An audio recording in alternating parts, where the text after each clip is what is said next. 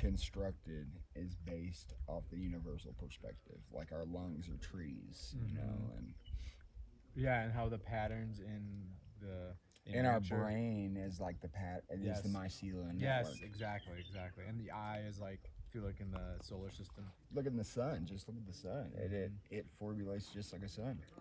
Yeah. And then all our organs are also connected to the planets, and that's why like there's this universal calendar. We're supposed to burn certain scents every day and have certain frequencies that we listen to, and certain things to eat. It's all based on this alignment. Yes.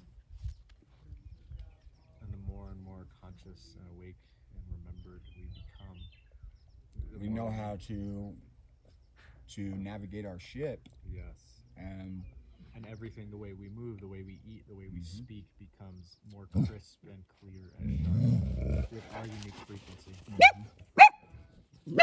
Because you can tell when someone's really, really embodied, like they're just...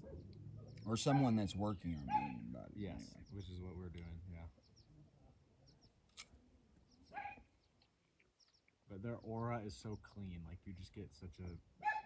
Oh, it was funny. I took a picture. Who they are. I took a picture at Rainbow, and I was sitting here like chilling in the grass. My friend took it. He's got a really good camera, and you could see this green and blue aura behind me. I'll show you later. Have you ever had an aura reading done? There you go. Me? No, Zachariah. Because I'm curious, because I had mine done. I was a green aura, heart chakra